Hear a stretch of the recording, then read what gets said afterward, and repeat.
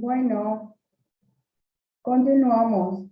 Antes de pasar al contenido de esta segunda parte, entonces quería hacerles o mostrarles, mejor dicho, sé que se están conectando. Quería compartirles entonces un pequeño videito sobre las técnicas de atletismo de las que estábamos hablando, ¿verdad? Es simplemente un video para tener una noción general de la parte técnica de la que estaba intentando demostrar con la mano, ¿verdad? Entonces, para evitar confusiones y tener un poco más claro el panorama, me gustaría compartir esto.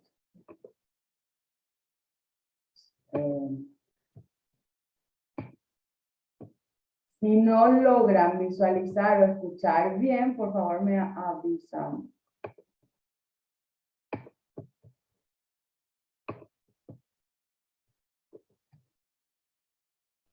Ese sería el skipping. ¿Ven la punta del pie que les mencionaba? El metatarso. Elevación de la rodilla, el movimiento de brazos, la mirada, la espalda. Ese sería el que les mencionaba como patadura. Fíjense cómo está actuando el metatarso. ¿Sí? El talón no toca el piso de manera inmediata. Miren el movimiento de los brazos, la columna, la mirada. Ese es otro ejercicio, ¿sí? Que hace obviamente hincapié en el trabajo del metatarso, la elevación de las rodillas, ¿sí? Que es parte principal de la zancada, pero se acerca al movimiento de zancada. Ven el impacto que tiene, por más de que parezca pequeño, movimiento siempre que hay un despegue. Ese sería el taloneo. Skipping talón, porque el taloneo lleva más la rodilla desde la zona neutral para atrás. Sí, eso es parte de la zancada. Como ustedes pueden ver al correr, yo necesito elevar la rodilla. Ahí está haciendo una combinación. ¿Sí? Se va acercando al movimiento, el gesto técnico de la zancada que se utiliza en la carrera. Elevo, estiro, elevo rodilla, estiro, el pie para adelante,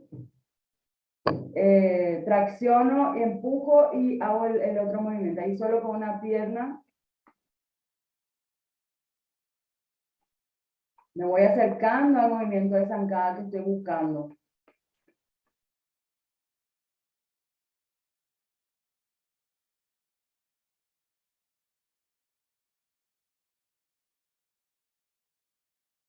A veces cuando llega a este nivel de complejidad, esto forma parte del entrenamiento o de aprendizaje que se da en la parte principal y no en la parte inicial. Cuando esto ya está incorporado, ya esto va como parte inicial. ¿Ok?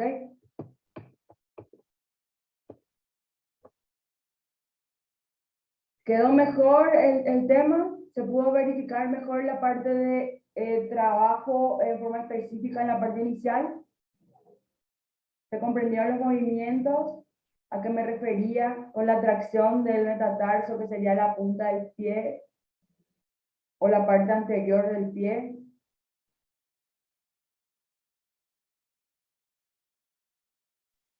Sí, profe, claro, claro. Ok, muchas gracias.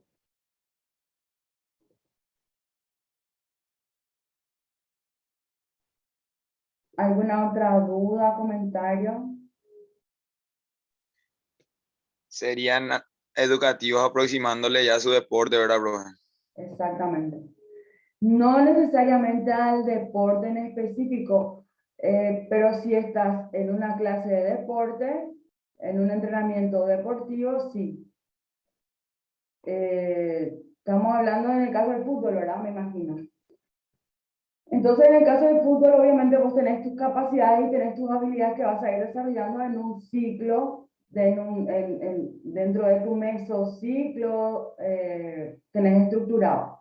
Entonces, si ese día te toca un trabajo que tiene que ver con resistencia, o que puede ser velocidad, que puede ser fuerza, o actividades combinadas en circuito, entonces vas acondicionando estos ejercicios en la parte inicial que preparen a tolerar lo que va a llegar en la parte principal. En la cuestión del tiempo, sí, el tiempo es ajustable, el tiempo puede modificarse en dependencia del énfasis que yo le quiero dar a mi parte principal, en dependencia de qué tan necesario es el acondicionamiento, por ejemplo, del cardiovascular o cardiorrespiratorio para el tipo de trabajo que voy a ejecutar. Entonces, hay momentos en que yo puedo disminuir el tiempo, valga la redundancia, del trabajo para elevación de frecuencia cardíaca. Por ejemplo, si voy a trabajar en un circuito de gimnasio y hablo con aparatos, implementos de fuerza, por ejemplo, yo voy a trabajar eso, obviamente voy a hacer un esfuerzo cardiovascular, pero mi trabajo, mi elección de ejercicio para hacer la prescripción adecuada de los ejercicios en esa parte inicial, van a ir más acordes a las acciones de ejecución, tal vez en sentadillas, en press de banca, una cuestión que acondicione o prepare para adaptarme a esta actividad, y no necesariamente que tenga que ver con, vuelvo a repetir, el trote, las carreras de velocidad, de corta distancia. Y a lo mejor puede ser una actividad incluso jugada o recreativa que logre movilizar la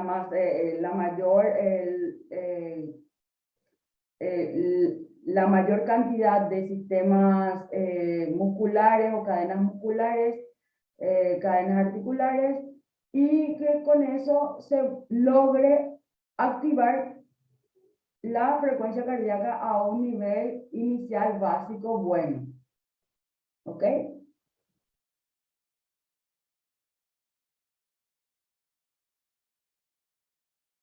Bueno, básicamente lo que vamos a trabajar y lo que estábamos hablando se reduce en esta imagen, ¿verdad? Tenemos a un sujeto, a este sujeto le vamos a aplicar una carga, esa carga está medida en intensidad, volumen, tiempo, ¿sí? Selección adecuada de ejercicios, ¿sí? En dependencia, deporte, porque hay deportes que ya tienen como perfilado un nivel de carga, intensidad y volumen elevado. Todos los deportes, por ejemplo, que son anaeróbicos, lácticos, anaeróbicos, alácticos, o sea, obviamente tienen un condicionante ya por el perfil de la actividad que se va a trabajar. Los deportes de resistencia tienen un perfil con el que se va a trabajar, con un volumen en el que se va a hacer la ejecución de las acciones. Y esto va a determinar cómo ajusto estas características del deporte, y podemos involucrar acá a las actividades de fitness que se comercializan en salas de fitness o en gimnasios, ¿verdad?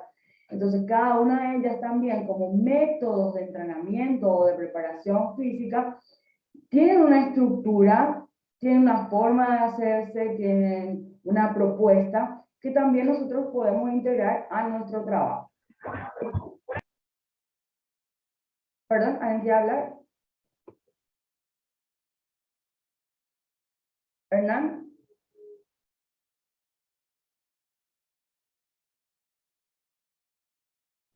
Ok. Bueno, estas acciones que tienen que ver también, digamos, dos acciones que parecieran ser dos iconos nada más, tienen involucrado un montón de situaciones. El sujeto en su integralidad, la carga y todo lo que conlleva, la carga interna, interoceptiva, y la exteroceptiva, la que está en el ambiente o la que vamos a propiciar en ese ambiente. Esto nos va a llegar o buscamos en muchos de los casos, por eso es tan importante poder elaborar objetivos claros y que sean reales, que sean visiblemente o en la proyección se proyecten como logrables y no objetivos utópicos que no se aplican tal vez dentro del primer mes de clases, por ejemplo, cuando hablamos de desarrollar algún tipo de capacidad, nosotros no lo hacemos en una sesión, en 2 sesiones, en 3 sesiones. Según un proceso, ¿sí?, biológico de adaptación, entre otras cosas que tienen que ser que tienen que ver con fisiología, con biomecánica, con dosificación de la carga, con el tipo de entrenamiento, va a adaptarse y va a tener periodos diferentes de adaptación cada individuo. Y dentro de eso también nosotros seleccionamos el tipo de actividad y cuándo el sujeto debe o deseamos que llegue a la fatiga. ¿A qué tipo de fatiga? ¿A una fatiga media, elevada, a una alta o a una fatiga total? ¿Sí? Y en dependencia del tipo de fatiga que nosotros planificamos que debe lograr la persona o el sujeto, también se condiciona el tiempo de recuperación. Si es una fatiga media, probablemente yo no necesite una recuperación total. Si por ejemplo, en el ejemplo de que yo estoy trabajando resistencia en mi semana, ¿sí? En mi semana mi trabajo es activar o estimular o incrementar actividades que tengan que ver con acciones de resistencia cardiovascular, cardiopulmonar, incluso muscular, específica. Entonces, a veces yo voy a decir que yo no necesito que mi atleta, la persona o sujeto que trabaja con nosotros, llegue a la fatiga total. Entonces, cuando yo no necesito eso, al día siguiente yo voy a seguir, voy a dar entrenamientos todos los días, por ejemplo. Al dar entrenamiento todos los días, obviamente no voy a obtener una recuperación total, ¿sí? O puedo, en dependencia de cómo determino fraccionar mi tipo de trabajo, puedo decir que si utilicé los miembros inferiores como buscando que lleguen a una fatiga alta, entonces yo puedo trabajar al siguiente día miembros superiores de alguna manera, ¿verdad? En dependencia del énfasis que le doy a la actividad. Entonces dejo o intento que los miembros inferiores tengan un proceso de recuperación un poco más extenso, lo que no garantiza, obviamente, porque son los miembros inferiores, no garantiza una recuperación total, ¿sí? Entonces, esto cuando hablamos de recuperación tenemos que verificar otra vez que existen varios tipos de recuperación. Si yo estoy buscando el desarrollo de la fuerza, si yo estoy buscando incrementar fuerza, si yo estoy haciendo un trabajo de fuerza máxima, estoy trabajando con rupturas de miofibrillas y estoy buscando que esto se regenere otra vez. Entonces, yo estoy buscando hipertrofiar, yo necesito tener una recuperación total. Entonces, en dependencia, vuelvo a repetir, de la capacidad que yo seleccione, esto me condiciona y me direcciona también a realizar acciones, ¿sí?, que tengan coherencia con lo que yo determino trabajar, con mi deporte, con mi capacidad, con la semana en la que me encuentro, con el mes en que me encuentro, con la fase de mi macrociclo en el que me encuentro. Esto propicia lo que vamos a llamar supercompensación. ¿Qué es la supercompensación? Es poder, por decirlo hoy, no vamos a entrar en mucha profundidad, por decirlo hoy, es cuando nos adaptamos al sistema de entrenamiento, nos adaptamos a las acciones y esto logra manejarse sin generar un cansancio total, una fatiga total. Y entonces yo lo que busco es aumentar, mejorar, incrementar la situación o en este caso que hablamos de capacidad, la capacidad que estoy trabajando de forma principal. Lo que nos lleva a la adaptación de estas acciones.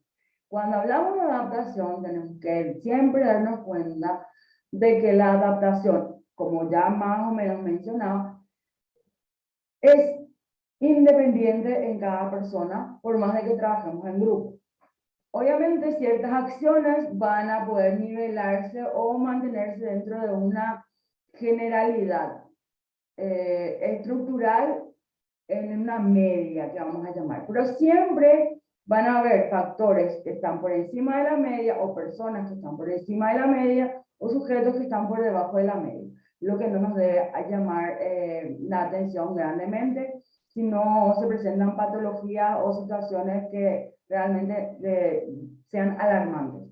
Lo que nosotros vamos a buscar es que estas personas que están fuera de nuestra media, que están por arriba o que están por debajo, lleguen a estabilizarse en una media para que obviamente nuestro trabajo sea efectivo y no tengamos que estar haciendo trabajos aparte del principal, tengamos que buscar actividades que compensen a estas personas que están por arriba o que están por debajo para que se puedan nivelar. Para eso obviamente podemos hacer controles, podemos hacer evaluaciones y vamos a ir viendo cómo los que están fuera de la media van llegando a la media. ¿Sí? Donde buscamos estabilizar la situación, un poco estandarizar lo que no me gusta decir así, porque en realidad lo que vamos a hacer es para nosotros buscar un patrón de seguimiento general que nos vaya indicando también el desarrollo o el incremento de las acciones de mi grupo. Ahora, cuando trabajo en forma individual, esto es totalmente personalizado y debería de ser siempre personalizado, aunque yo esté en grupo. Debo aprender a manejar la situación del grupo sin perder de vista la individualización, ¿sí? Que son principios del entrenamiento deportivo. Individualización de todos estos aspectos, ¿sí? Aunque yo busque llevarlo a una media por una cuestión de practicidad en el trabajo. Bueno, la adaptación entonces va a ser diferente en cada uno. Algunos pueden demorarse un mes, algunos 3 meses. Esto tiene que ver mucho con los antecedentes deportivos que pueda tener la persona, con los antecedentes de actividad física. Y el que está en cero, obviamente su periodo de adaptación probablemente sea más largo. Ahí es donde tenemos que pasar a hacer esas verificaciones fisiológicas, ¿sí? A veces clínicas, para poder constatar el estado físico real de la persona y no solamente de pruebas funcionales que podemos hacerlo nosotros, que somos del área. Debo hacer la parte cardio, verificar el sistema cardiovascular, tanto con un electrocardiograma, que en realidad, bueno, debo decir que nos da un patrón de lo que pasó en el momento en que la persona, el sujeto, se hizo esa prueba. Y se hizo esa prueba en reposo. Se hizo esa prueba sin carga. Se hizo esa prueba buscando total reposo con una respiración concentrada, con una respiración relajada, porque eso busca medir si hay algún tipo de situación alarmante en reposo. Pero en realidad, si vamos viendo las pruebas a las que podemos exponernos, vemos que si yo estoy en reposo, no se aplica a mi campo de acción, porque en mi campo de acción yo voy a someter al sujeto a una carga, voy a someter a movimiento, voy a someter a intensidad, voy a someter a volumen, a tiempo. Entonces, a lo mejor realizar una prueba ergonómica se ajusta más a la realidad del individuo. Es obvio que nuestra situación particular a nivel país no permite que todos tengamos acceso a ese tipo de evaluaciones. Entonces, intentamos buscar indicadores, tanto externos como internos, que nos ayuden a tener una imagen. ¿Por qué hago, digamos, este énfasis en este aspecto? Porque nosotros no podemos o no deberíamos considerar que el resultado, porque también tenemos que aprender a leer, el resultado de un de un electrocardiograma es ya la prueba auténtica de que la persona no padece ninguna patología y no va a padecer, y yo puedo darle todo el entrenamiento que yo quiero porque no le va a pasar nada. Eso no es así. ¿Sí? Me gustaría que piensen, que analicen, que verifiquen cuántos tipos de pruebas hay y por qué estas pruebas ya en alto nivel se tienen que observar, obviamente porque estamos hablando de una inversión en los atletas.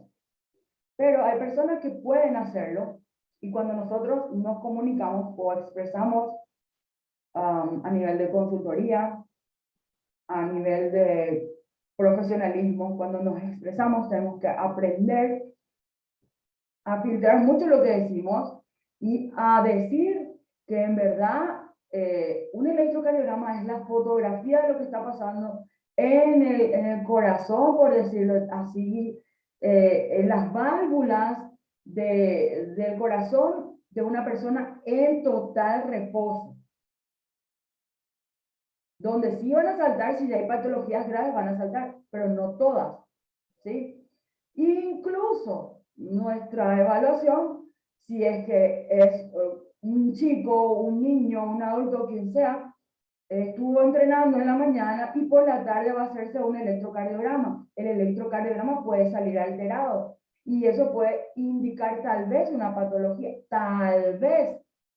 Entonces, lo que hace el médico, y por eso es importante hacer la interconsulta con profesionales del área, en este caso, tal vez cardiólogo, que sea ideal siempre hacer la recomendación.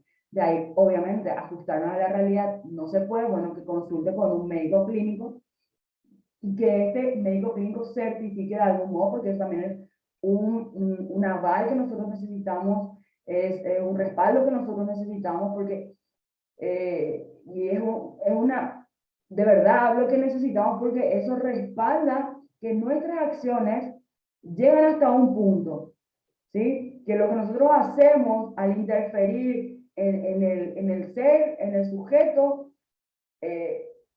pudo no haber sido causante de alguna patología o una situación inesperada. Y tenemos que saber defender. Y tenemos herramientas para defender, solamente que tenemos que buscar y leer un poquito más. O mucho, ¿por qué no? Mucho. Y de muchas áreas. No necesitamos ser especialistas en todas las áreas, pero sí necesitamos ser competentes para poder dar nuestros criterios. Entonces, si podemos verificar que en un electrocardiograma tenemos la foto de un momento, no podemos suponer que esa foto se repita con carga al mediodía. Por ejemplo, con nuestro calor de más de 40, ¿sí? Expuestos al sol, porque esa es la hora de entrenamiento que se nos dio, que nos tocó, o que puede la persona que va a trabajar con nosotros. Entonces, si tenemos tantos factores externos y además factores internos que desconocemos y que se van a presentar, porque no dependen de nosotros, hacemos como una gestión de riesgos que debemos manejar, debemos comunicar, debemos informar. Esa sí es nuestra obligación, informar, puede pasar esto, ¿sí?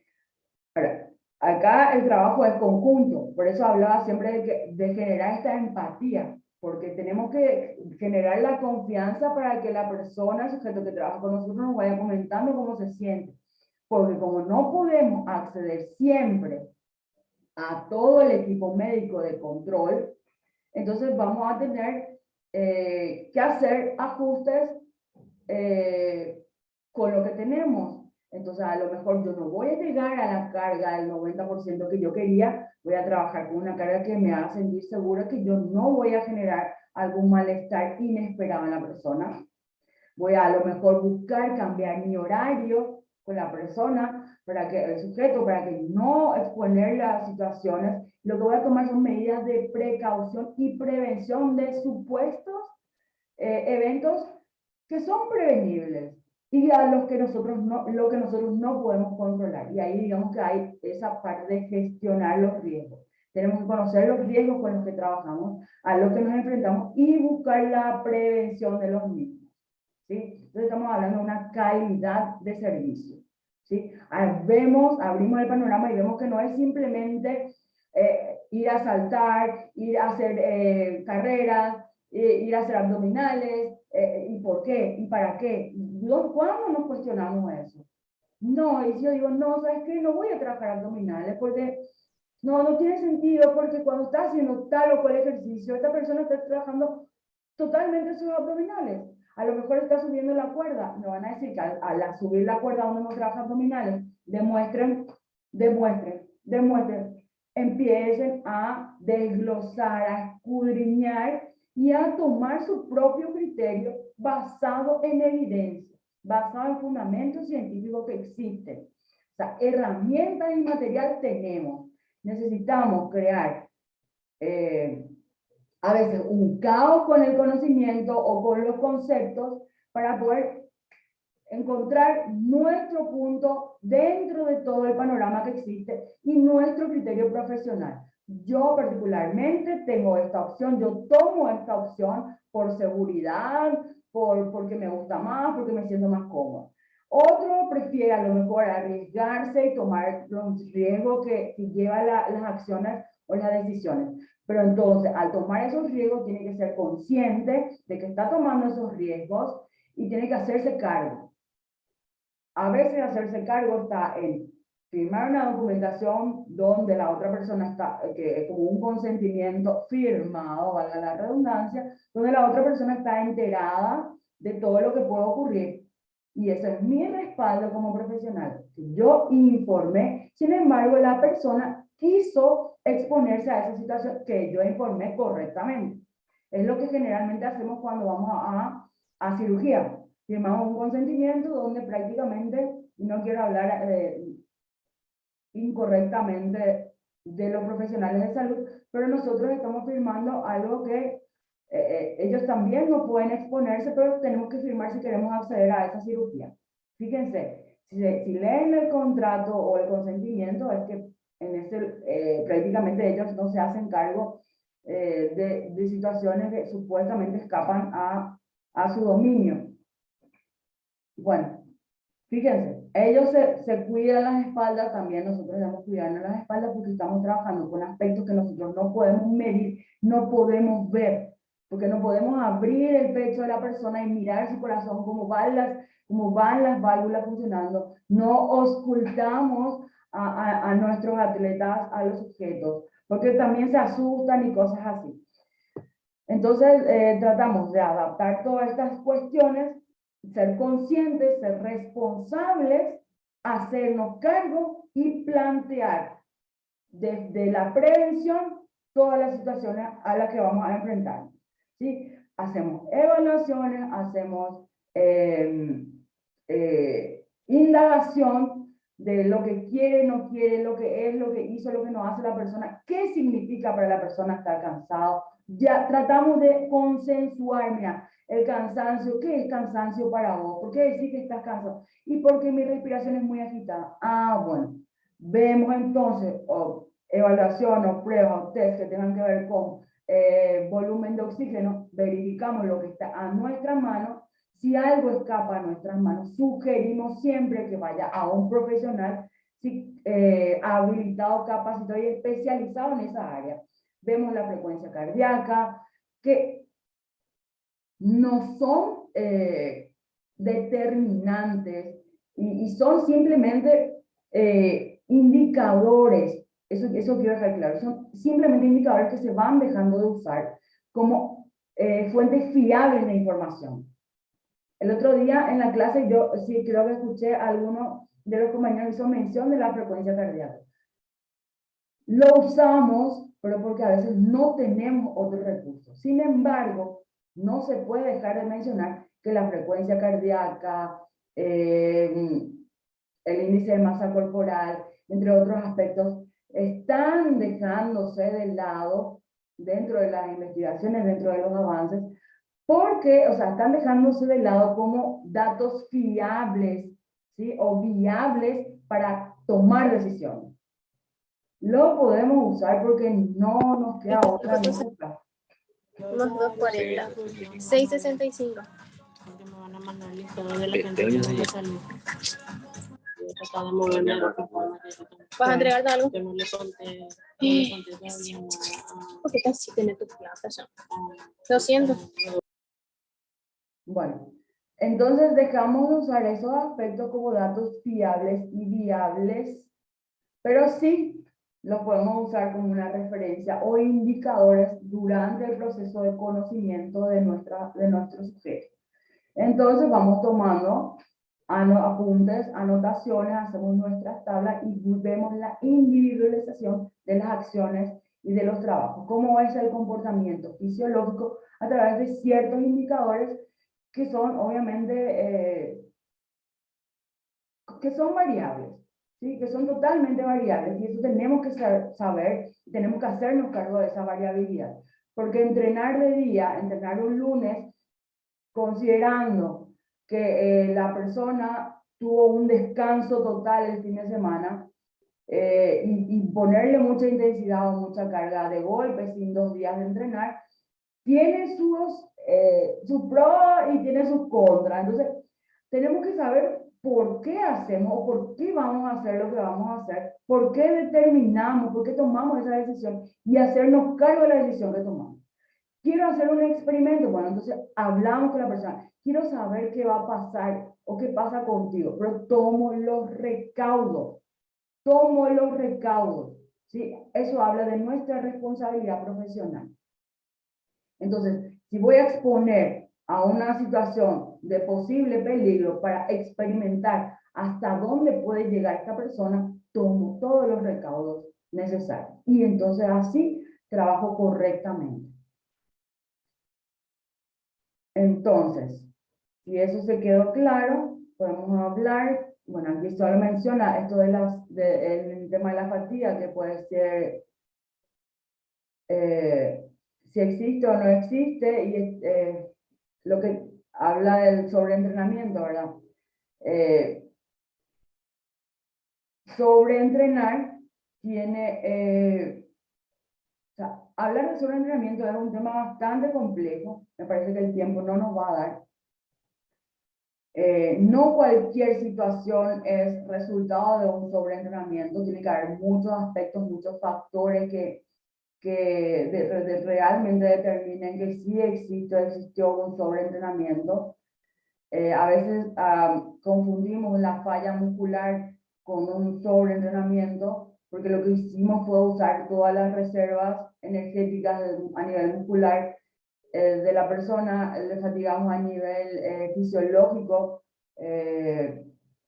tenemos la hiperventilación, consideramos que eso tal vez pueda ser un sobreentrenamiento. Sin embargo, para describir el sobreentrenamiento hay un montón de factores que se deben tener en cuenta. Incluso hay disminución de glóbulos rojos, entonces no es fácil llegar a un sobreentrenamiento, sobre todo si se está haciendo un trabajo de progresión adecuada, de adaptación adecuada. Y lo que nosotros no buscamos o no queremos es llegar al sobreentrenamiento, porque eso va a generar un alejamiento de este sujeto o de esta atleta de las prácticas de la actividad física por un tiempo, hasta que se logre compensar esta situación. Que evidentemente, si nos hacemos cargo, tenemos que seguir nosotros buscando generar esta descompensación que ocurrió. Nos quedan 3 minutos. Consultas, dudas, inquietudes. Igual tienen la tarea en la plataforma, tienen un material que les puede guiar en la plataforma para realizar el mapa conceptual, que es el trabajo de proceso que vamos a hacer. Este trabajo de proceso no se puede extender por más de una semana, no lo voy a poder recibir. Y la próxima clase es presencial. Vamos a tratar de hacer un poquito práctica sobre la parte de programación y hablar así sobre las sesiones específicas. Y voy a tratar de llevar los contenidos teóricos, los voy a tratar de anexar, como ahora le anexé también creo que un manual, para que ustedes tengan ya referencias generales de todo lo que vamos a tratar. Y si tienen dudas sobre alguna temática específica, ya lo podemos tratar cuando estemos en contacto. sea por esta vía o de forma presencial. ¿Sí? Porque que yo les lea, ¿verdad? Todo el material que ustedes pueden leer solos, me parece un poco incoherente. Comentarios, dudas. No pueden faltar en las clases. No son obligatorias, pero les pido que no falten. De verdad que se enriquece mucho. La próxima clase sí la tengo que, me indicaron que la tengo que grabar, que la clase presencial va a ser grabada y yo la voy a compartir en la plataforma. ¿Dudas, comentarios?